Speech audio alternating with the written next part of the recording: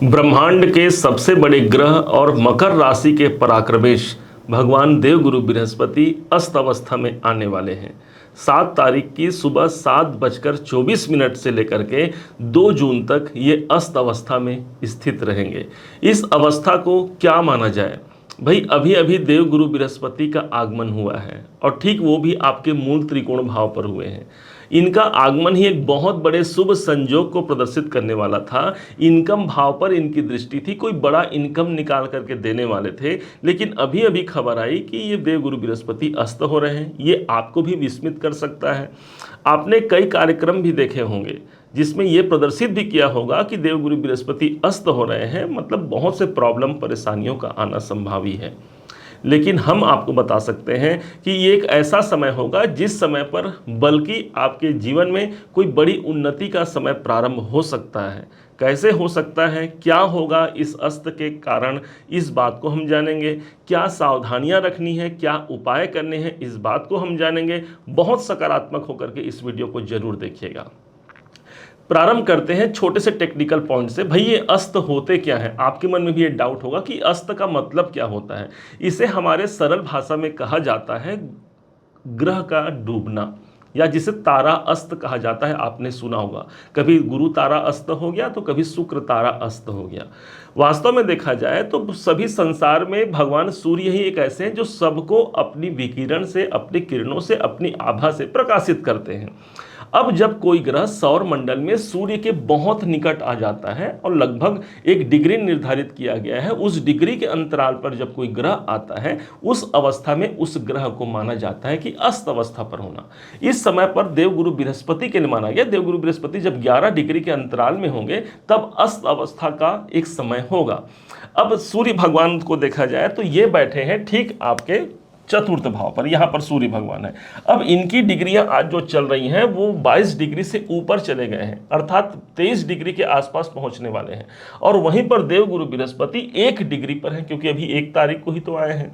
अब इस अंतराल को देखें तो 22 से गिनेंगे आप, 23 से गिनेंगे 1 तक, तो लगभग 9 डिग्री का यहाँ पर फर्क आ रहा है। तो हमारा सूत्र वहाँ पर लागू हुआ कि 11 डिग्री के अंतराल पे आने पर वो अस्त हो जाएंगे। भगवान सूर्य के द्वारा देवगुरु बृहस्पति को अस्त कर दिया गया। अस्त का वास्तविक मतलब होता है वो ग्रह कहीं जाता नहीं है भाई, वो आपके पंचम पर आए हैं, आपके मूल त्रिकोण पर आए हैं, वो वहीं रहेंगे, कहीं जाएंगे नहीं, कहीं हिलेंगे नहीं और न ही कहीं डुलेंगे। इनका प्रभाव मात्र इतना होगा कि इनके प्रभाव में सूर्य का आवरण आ गया है, सूर्य का प्रभाव आ गया है। इसको दूसरे तरफ से मानेंगे तो सूर्य के हृदय में देवगुरु बृहस्पति का स्थान पा लिए हैं। देवगुरु बृहस्पति सूर्य के हृदय में देवगुरु बृहस्पति चले गए हैं। एक ऐसा समय होगा कि सूर्य के पास मरकरी लाइट का पावर है, वहीं पर देवगुरु बृहस्पति के पास अब जो स्थिति है वो 0 वाट के बराबर हो गया। भाई स्वाभाविक सी बात है, आप जिस रूम में हैं वहां पर अंधेरा कायम है, एक 0 वाट का बल्ब जला दिया तो और साथ में एक मरकरी लाइट जल गया, तो मरकरी लाइट के सामने क्या 0 वाट के बल्ब का कोई औचित्य रहेगा? क्या वो हमें दिखाई देंगे?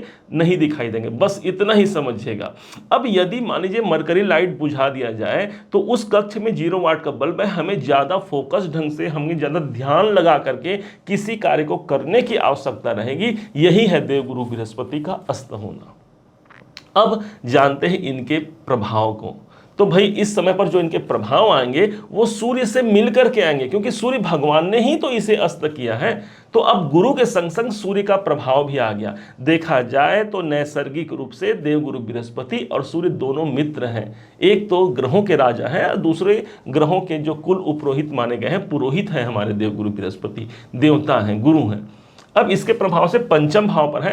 पंचम भाव आपका यथावत रहेगा, कोई नई जागृति आप प्राप्त करेंगे, ज्ञान का विशेष भंडार इस समय पर भरने वाला है और इस समय पर आप आत्मज्ञान को प्राप्त करेंगे। क्यों ज्ञान प्राप्त करेंगे? पंचम भाव मेरे ज्ञान का होता है। देवगुरु बृहस्पति ज्ञान के प्रतीक होते हैं और सूर्य जो कि आत्मा के प्रतीक माने गए हैं, इस समय पर मेरी आत्मा से आवाज निकलेगी कि मुझे क्या करना है, क्या नहीं करना है। ये मन बड़ा चंचल है, कैसे तेरा भजन करूं। ये मन हमें अनेक मार्ग पर भटकाता है, लेकिन अंदर बैठे हुए परमात्मा ही तो हमारे आत्मा है, हमारे ज्ञान है। यहां से आवाज निकलेगी कि भाई क्या कार्य हमें करना है, क्या नहीं करना है, हमें ज्यादा ध्यान केंद्रित करना है। यही आपको समझना है। अन्यथा इनकी जो दृष्टि पड़ रही है सीधे इनकम भाव पर पड़ रही है, लाभ भाव पर इनकी दृष्टि पड़ रही है। लाभ की परिपूर्णता को ये जागृत ही रखेंगे, कहीं से भी लाभ कमी होने वाली नहीं है। आपको बस ज़्यादा ध्यान लगाने की आवश्यकता है कि भाई मुझे कहीं से लाभ मिलने वाला है, मैं उसमें और क्या सोच सकता हूं, क्योंकि अंतरात्मा की आवाज़ इस समय पर निकलेगी और उस आवाज़ से आप अपने लाभ को, अपनी इच्छाओं की पूर्ति के लिए आप प्रयास कर सकते हैं। ये एक पॉजिटिव प्रभाव होगा। इनकी पंचम दृष्टि जो पड़ रही है 1 2 3 4 5 सीधे नवम भाव पर पड़ेगी। अब नवम भाव पर इनकी जो दृष्टि पड़ेगी ये स्थानीय भाग्य का, अर्थात इस समय पर सूर्य के द्वारा भी हमें भाग्य की जागृति देखने को मिलेगी। और इसका दूसरा कारण भी बता दें आपको कि इस समय पर देवगुरु बृहस्पति कृत्तिका नक्षत्र पर चल रहे हैं, जिसके स्वामी ही बनते हैं भगवान सूर्य। अर्थात गुरु वैसे भी सूर्य का रिजल्ट दे रहे हैं नक्षत्र के द्वारा, और इस समय पर सूर्य के प्रकाश के संग संग इनकी प्रकाश की छटा फैल रही है, अर्थात मेरा भाग्य भी इस समय पर जागृत होगा। मुझे वहां पर ध्यान केंद्रित करने की आवश्यकता रहेगी कि कैसे मेरा भाग्य उन्नति हो, मैं और क्या क्या अपने भाग्य उन्नति के लिए कर सकता हूं, कैसे अपने सीनियर को, अपने बॉस को, अपने जो अपने से बड़े हैं उनके लिए मैं क्या कर सकता हूं, इस पर आपको ध्यान रखने की आवश्यकता रहेगी। बाकी ये गोचर, ये परिवर्तन कोई बहुत बड़ा कोई नेगेटिव पॉइंट लाएगा ऐसी बिल्कुल भी आप मत सोचिएगा।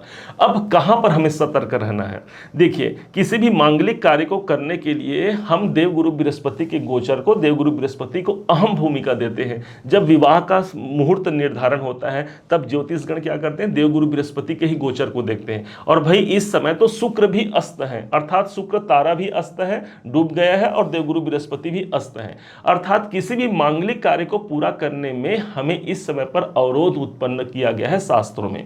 कोई भी विवाह, कोई भी बड़ा मांगलिक कार्य, 16 संस्कारों में हमारे उपनयन हो गए, मुंडन हो गए, और गृह प्रवेश का काम हो गया, कोई गृह आरंभ करना है, कोई भूमि रजिस्ट्री करना है, कोई वाहन खरीदना है, इस समय पर हमें यदि परहेज कर पाए तो वो सबसे अच्छा होगा, क्योंकि गुरु और शुक्र दोनों अस्त अवस्था में इस समय पर चल रहे हैं। समय होगा 2 जून तक देवगुरु बृहस्पति रहेंगे और 7 जून तक शुक्र भगवान अस्त अवस्था में रहेंगे, वहां तक हमें ध्यान रखने की आवश्यकता रहेगी।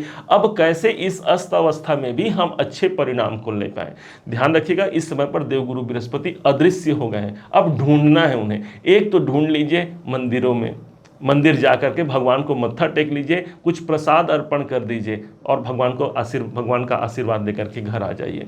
और दूसरा ढूंढना है तो अपने अंदर ढूंढ लेना है, क्योंकि आपने सुना भी होगा भगवान बसे हुए हैं सबके मन मंदिर में, सबके हृदय में भगवान का वास होता है, और यही भगवान को प्राप्ति करने का एक सही समय होगा। बड़े बड़े ऋषि मुनि इसी समय का इंतजार भी करते हैं कि ये समय है आत्मज्ञान का, अर्थात अंदर से मेरी आवाज आएगी, ईश्वरीय कृपा इस समय पर बरसेगी। ईश्वर को प्राप्त करने के लिए, अपनी बाधा परेशानी को दूर करने के लिए ये अस्त अवस्था आपको एक अच्छी अनुभूति जरूर दिला पाएगा। उम्मीद है आप सबने इसे समझा है, आप सबने इसे जाना है। यदि आपने इसे समझा है, जाना है, मेरे समझाने का प्रयास यदि आपको सार्थक लगा हो, मेरे समझाने का तरीका यदि आपको सार्थक लगा हो, तो हर बार की भांति इस बार भी अपना प्यार भरा लाइक और कमेंट करना कभी मत भूलिएगा। और हाँ, यदि अभी तक आपने चैनल को सब्सक्राइब नहीं किया है, सब्सक्राइब जरूर कीजिएगा। पुनः एक बार फिर आप सभी का दिवस बहुत मंगलमय हो, इन्हीं शुभकामनाओं के साथ। जय श्री राम।